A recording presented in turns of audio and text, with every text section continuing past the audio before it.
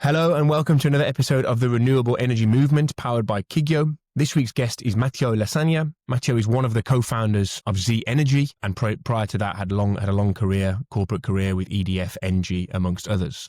Welcome, Mathieu. Hello, Tom. Thanks for being here. As always, we try and start at the very beginning, not necessarily of your career, but the beginning of your journey into the renewable energy industry. Maybe you can talk us through that a little bit. Yes, in fact, I came to the renewable business by accident or by chance. I must confess it was really a good opportunity, but not from the very beginning. When I started in the energy sector, renewable had a very limited place. And I had the opportunity to work for ENGIE on the acquisition of Solairedirect, a French PV developer, 2015. So I negotiate with the founders of Solairedirect.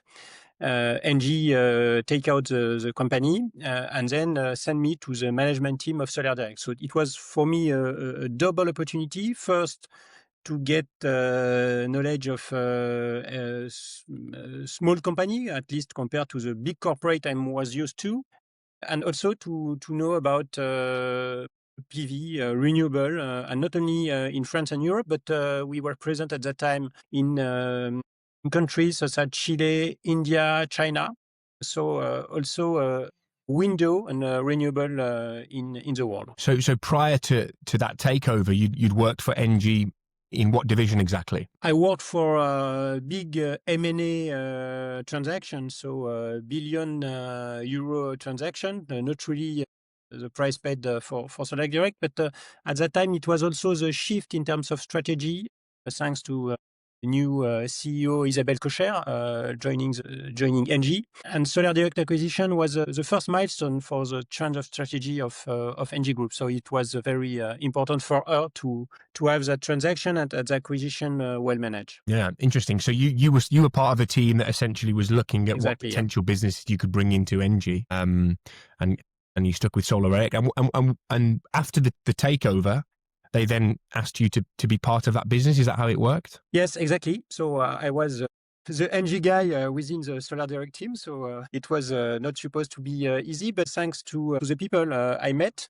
and very enthusiastic people. And also it was very new for me, as I said, because the way SME is managed is not at all the way ENGIE or EDF are managed. So it was very enthusiastic to have decisions that are taken very rapidly, straightforward. So it's another way adapt to a much smaller company, but it was really enthusiastic. And what was also interesting is to have a company, so a fast-growing company, new business. Renewable at that time was still something new, new energies. To have that company own and within a big traditional corporate utility. And it was also my role to try to have things managed smoothly, which were not totally the case always. I must confess, it was difficult, but it was also part of the role. Yeah.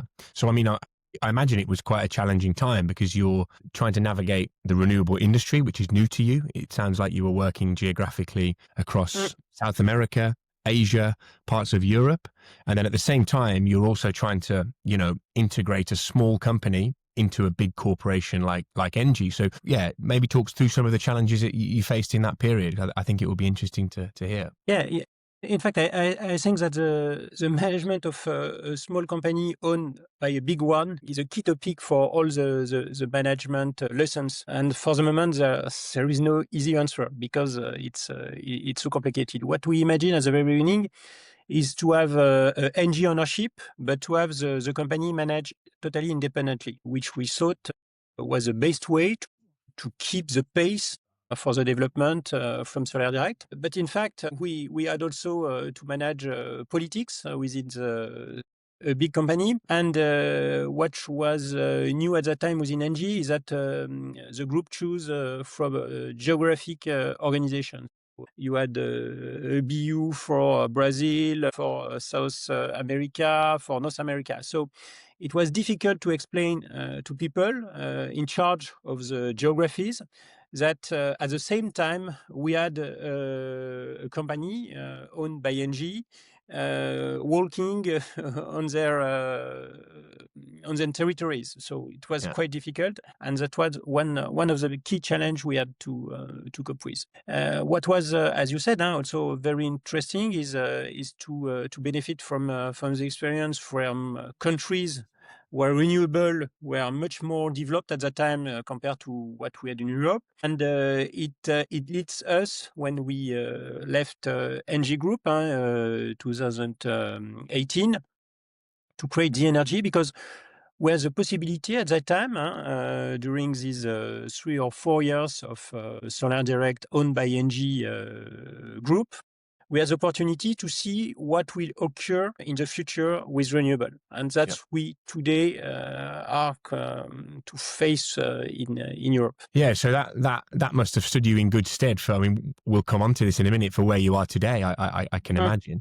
Am I right in thinking then, Solairedirect went back independent at a certain point? No. The trademark disappeared. Now it's ENGIE Green, totally owned by ENGIE, and merged with all the renewable businesses from ENGIE Groups. Trademark no longer exists. And throughout the time that you were, I think 3 or 4 years that you were heading up Solairedirect, how did the renewable market change, particularly in Europe? It was a boom at that time for PV, because prices were getting down, and the limitation we are now to face were not there. So the constraints around grid access, cannibalization, it was not at all the topic. And it was great because we really saw new generation means, so solar, but also wind, coming from a subsidized and heavily subsidized model to a grid parity model. So we had the opportunity to see that in Europe. And when you are grid parity, it means that you do not longer need subsidy. So you can develop by your own without having to wait from public money.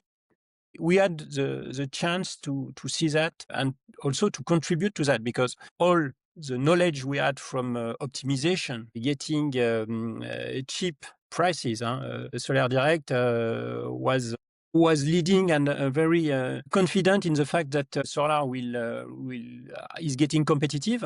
So all what we learned from optimization and getting price down from markets such as India, which was very competitive at that time with electronic reverse bidding, so putting a lot of pressure and competition on all the players. We brought that to Europe in order to have those French projects competitive, and that's what we saw during those years, from subsidized to grid competitive electricity generation. Yeah, and did the team within Paris, the team within France, grow during that period, or was a lot of the focus kind of offshore and elsewhere? The team did not grow a lot because it was quite industrial. The development was quite industrial. So we also benefit from all the ENGIE businesses, existing businesses out of renewable. Yeah. And it was also a lever to grow the business by benefiting from the ENGIE presence in all the countries. Not really significant increases of the team, but a benefit from synergies between Solairedirect and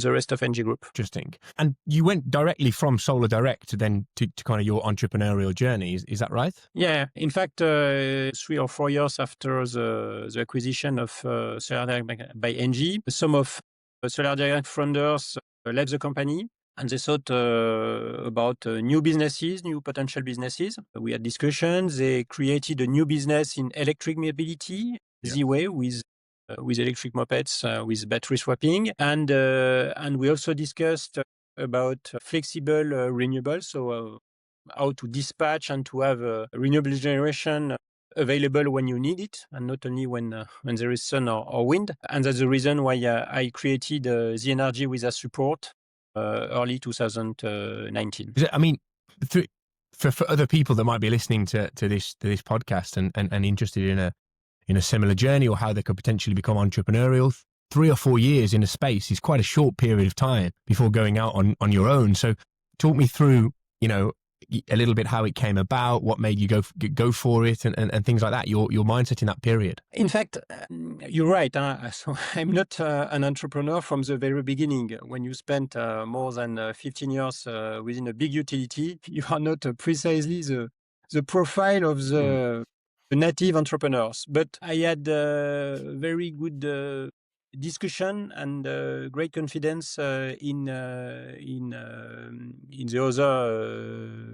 energy funders, and it's so the track record also from Solairedirect was great, because they had experienced a lot of challenge in France with moratoire more than 10 years ago. So they had to cope some quite challenges periods. And I must add that the context also in renewable was not at that time, so 2018, the one it is today. Yeah. So it's much easier to envisage and to set up a company. So to be entrepreneur when the market is booming, when there is a lot of cash available from financial investor, compared to the situation we have today, where both cash is lacking. All the fundraising done by infrastructure funds have decreased, or most of them they have decreased, and the renewable market in France is, we don't know where it is, because we have no view on the future. And in other geographies, there are also a lot of challenges. So the situation today is not the one we had 7 years ago. And it's difficult to envisage to set up a new business when the context is completely different. Yeah, that was going to be partially my next question. You've obviously been doing this for coming up to 7 years now. During that time, the market has shifted astronomically. Obviously the pandemic affected in that time as well. Just take us back to a little bit at the start of Z Energy, sorry, and what your kind of focus was then. Was it just on France at that time, or? From the very beginning, what we wanted to do, as I said very rapidly, is to have dispatchable renewable. So as renewable is getting to be mainstream, and is getting to be mainstream because of competitiveness, not because of any political decision, solar will be even more competitive tomorrow than it is today. So there is no question about the future of development for PV. But there are limits, I must say, physical limits. What are those limits? First limit is grid connection, at least if you don't want to be out of the grid. So if you want to inject electricity in the grid, you need a grid connection. And we are now facing grid scarcity in Europe, which is something new. And we must imagine that we won't do billions of investment in the grid. So situation won't disappear. So how should and could we manage as PV developers, as PV producers, how can we manage this grid scarcity and the correlative effect, which is the increase of the grid connection costs? That's the first issue. Second issue is if PV is getting mainstream, then you must find a solution for not generating when there is clouds and during the winter and in the night. So you have to manage intermittency of renewable. So those two issues that we were coming in the landscape 7 years ago are now really present. And the solution that we proposed, it's on a solution. It's not the solution. The solution that we propose with the energy is to combine PV generation with flexibility thanks to storage. So we combine on the same site generation and flexibility so that you can get electricity when you want, and at the same time you can reduce the size of the grid connection because you are spreading the generation on the whole day. So the need for grid capacity is much smaller. So that's the situation basically that we are promoting and that we are implementing since the creation and the setup of Z. And what, just I suppose to go into that in a further more detail, is that a capable solution anywhere? Does it depend on what the grid kind of issues might be in that country? Because as you know, grid connectivity is a problem everywhere, right? You're right. So that's a situation. That's a solution that we propose. It's not a great innovation, I must confess. That's what we see already in the US. Hybrid, because we call it hybrid, to combine flexibility with solar. Hybrid in the US is getting mainstream. So solar standalone without flexibility is disappearing for all the new assets. It's also the case in Australia, where the country shifted from a coal, almost 100% coal generation 10 or 15 years ago. Now it's around 70% renewable generation. So they combine flexibility both to solar but also to wind. So what we did is to import from this country basically the solution by adjusting to the European context. And you're right, the adaptation, the triggers are not the same for each country. In France, the hybrid solution works well. So we have now more than 100 megawatt of assets in operation in France. It works well because there is a significant incentive to reduce the grid connection capacity. It's not the same in Italy. In Italy today, even from a PV development, or also from a global electricity sector perspective, it would make sense to reduce the grid capacity. There is no incentive to do it. So for the moment, in Italy, combining PV plus storage on the same site, it does not work. It's more complicated and there is no benefit. Of course, it will change. But today, what we see is that it's not interesting. And that's why, for instance, we decided to go to a big standalone storage because we'll need in the future both hybrid for all new sites, but also standalone to balance all the existing PV assets for which we need to shift their generation from the day to the evening or to the night. So in fact, we have today two models, either hybrid or standalone storage. And depending on the country incentives, we can do both. In France, hybrid and standalone. For the moment, in Italy, it's more standalone storage. And in Germany, same as France, both hybrid and standalone. Yeah, really, really interesting. And I think, I'm not super familiar with the Australian market. I read some things from time to time, but they also have a lot of, what's the word I'm looking for? They have a lot of, let's say, luxuries with space and things like that we also don't have in Europe, right? So they're able to be a bit more, they can do things that we're unable to do, basically. Are those three countries, France, Germany, and Italy, your main countries of operation now?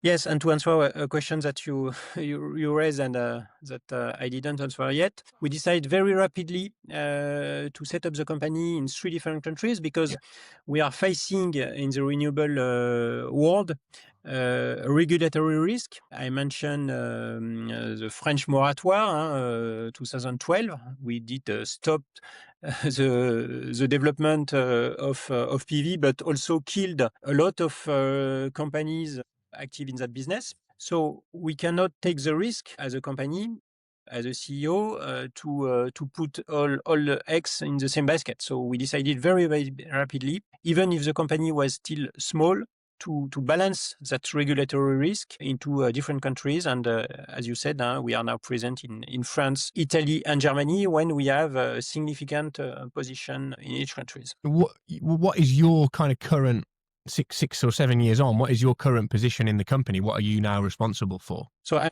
the president, and I am responsible for the strategy and for heading the relation with the key stakeholder. First stakeholder is of course shareholders, but we have also a lot of stakeholders for the development of the project. In France, for instance, I travel a lot to meet administrations, landowners, and also off-takers because a key change and condition that we have is that we will move from a business that is supported by public money, so with public tenders, to a business when we'll have to market and to sell the electricity by our own. So we have to develop also a great understanding and good relation with all the electricity consumer, and to present, to explain, because we are building and bringing something new in the market. So there is a phase for explanation. So basically, that's my role today. It's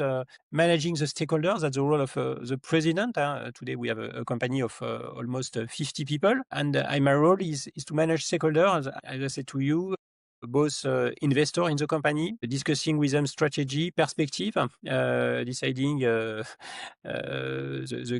presenting and discussing the key choices for the future development of the company, and then stakeholder for the development itself. So projects, to get projects, of course, we need support from landowners and administration, and in the end, the clients, basically, because we have also clients, and our clients are the users of the electricity generated and the flexibility generated by our fleet. Yeah. And do you have people on the ground in Germany and Italy doing similar negotiations with landowners and things like that? Yeah. We have the same model in all geographies. You've obviously grown to a team of, I think you said 50 in quite an up and down periods, and those markets have been quite challenging from a kind of talent acquisition standpoint. How have you gone about finding good people, and also, more importantly, keeping good people during this time? That's a great question. A few years ago, when the prices of electricity were very high, when the business was booming, some investors that I met asked me, if we put more cash, could you develop the business more rapidly? And my answer at the time was always the same. No, the key issue is finding the right people. And if I have the right people, I can go faster. But if I don't have the right people, even with more cash, I cannot go faster. So that's part of the answer. It's key to have the right people, and then how to keep them. It's a great question. We have the chance to bring something new in the industry, and for people that have experience or that a lot of years of traditional PV, it makes a difference. It does not mean that we do not need to implement all the retention tools that the model, and bringing something new is something that makes a difference for many people. Yeah, because you must have seen a shift, because now it's all anyone's talking about really is kind of like a hybrid model and different storage and etc. But in 2019, this definitely wasn't the case. So you must have been one of the first to market, really. Yeah, we were the first, and it appears to be good to be the first. But it's not always the case. It's good for your ego, but then we are in the first in a market that is quite traditional and with rules. People are considering you as something a strange guy. So you must spend a lot of time to explain the benefits, to all stakeholders. And I must confess that we had also chance, because now we are experiencing since 2 years a situation where the prices are getting more and more negative, and that's one of the pain of the sector, and that I mentioned a few minutes ago. And of course, people now are getting to the point that, okay, you were talking about something strange since a few years, and we were not looking and talking to you, but now we understand why you. It's a chance, because negative hours will be the future. But they are coming very fast. We didn't expect to come them so fast. Being the first is good for ego, but not for business. Not always for business. You people learn a little bit from your mistakes as well. Or I say mistakes, but people just learn from what you've done. And I think going back to that retention point, if you're one of the first people to offer such hybrid models, and now everybody's offering similar models, then people are looking at your company as how can we get that person? How can we get that person? Which gives challenges as well. You're right. It's an education also to people and to employees. So if you educate your employees on a new model and then they are getting to a competitor, it can be a challenge. Yeah, you're exactly. right. I know you haven't got a crystal ball or anything like that, but I'd like to talk now a little bit about the future of the industry in general, but also the future of kind of the energy.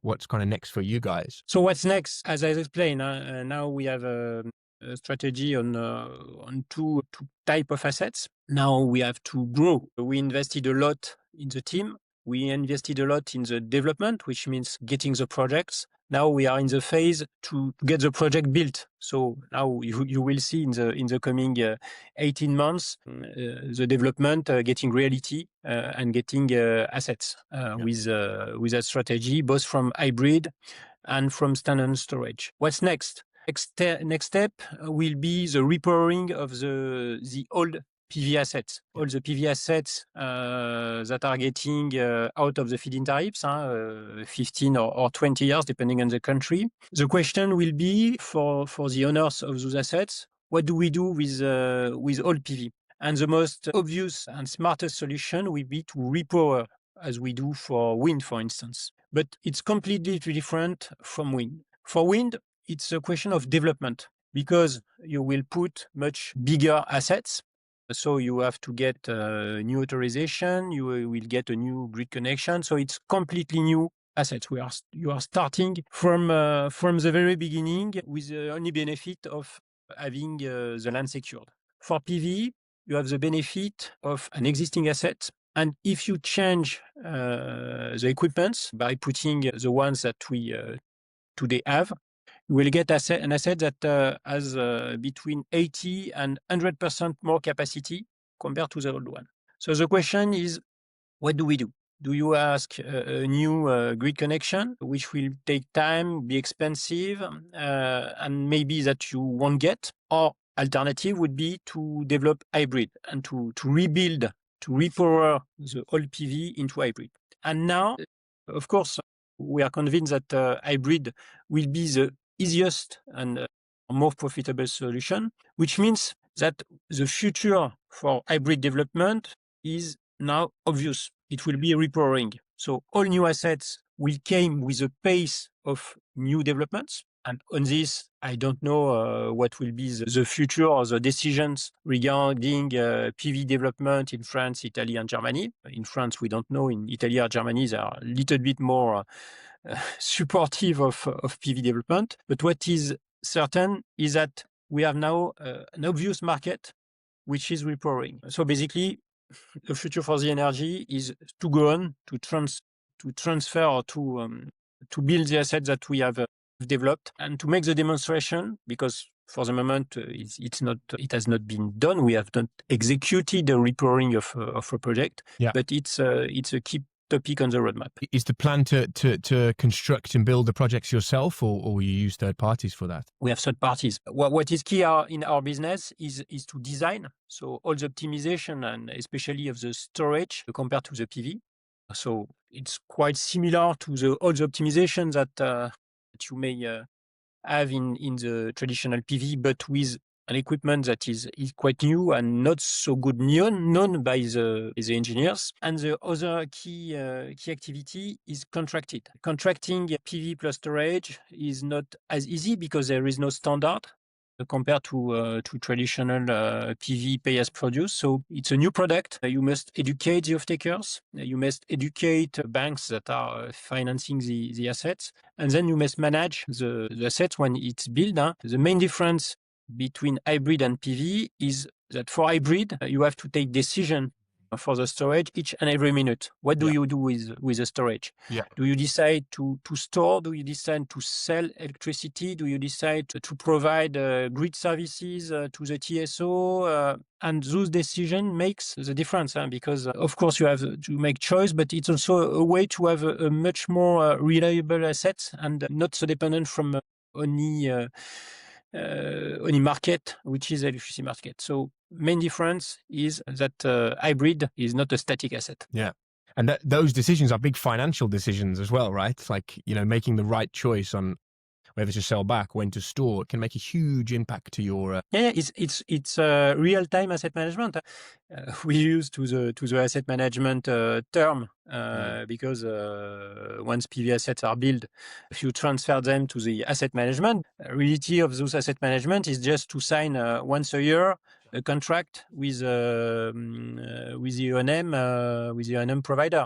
Now we have active asset management. As I told you, each and every minute you have to take decision, and you have to adjust to the real-time market. So you have prices now in France for electricity every 15 minutes. You have the weather that is changing. You have the situation on the grid that is also changing each and every minute. So you have to recompute all those changes to adjust the strategy and to make sure that you are doing the right choice for your asset. So that's the benefit. Again, for hybrid, it's much more resilient, but it requires a lot of work to get it. Yeah. When it comes to PV, the grid capacity issues happen in many countries. And, if you look back to when you were with Solairedirect and working in Chile, for example, they were having grid issues earlier than we had in Europe. So it kind of has come around for every country at a different point. But it seems like, you gave a couple of examples for the US and Australia that this hybrid model is,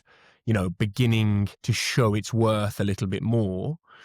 How do you envisage the next, whatever it might be, 5 years or so, and how things will change? I'm convinced that so it won't change, as I said, because the investments that we are speaking of are billions of euros, and we must realize that someone will have to pay for those investments. So I'm not certain that end users, consumers, are ready to have a grid fee increase by 50 or 100%. So before making any investment, I think we must consider to have a grid that is more optimized. And a very easy way to optimize the grid is to increase the load factor. When you connect a PV plant to a grid, the load factor is quite low because the generation of a PV asset is low. So if now you reduce the grid capacity by shifting part of the generation to the evening, you will mechanically increase the load factor of the grid, which is used to do the connection. So for me, it's a future. We cannot imagine to increase again. I think for France, it was around 100 billion euro of investment over 10 years. Even if it's over 10 years, what would be the consequence for the consumer at a time when the consumption in the country is getting down, and it's the same for, at least in Europe, for all the countries? Can you imagine increasing the grid fee for the consumers? No. So how to optimize the grid?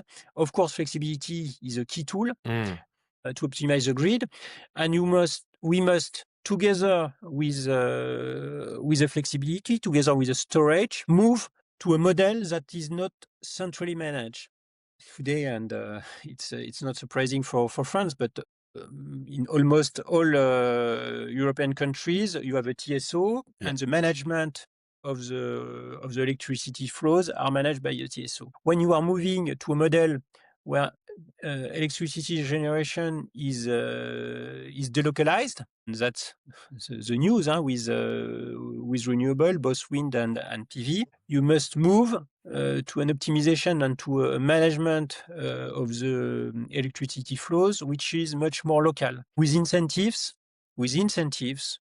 to off-takers, to consumer, to consume when electricity is there. So we have the first layer of that new electricity market and model. First layer is local generation. Now we must move to the second and third layer. Second layer is flexibility. To have local flexibility. That's what we are trying to do. And third layer will be the optimization, the optimization of first renewable generation, flexibility, and consumption at a local level, country-wide, but at a local level. For me, the big change, that's the really big change in the electricity market. If we don't manage to move to that local level, I think it won't work. Basically, that we saw in Spain a few months ago. We must consider the local level and have a very delocalized management of the electricity flows. Yeah, it's actually a full systematic change, as opposed. Forget about the technology, forget about the cost to an extent. It's a full systematic change.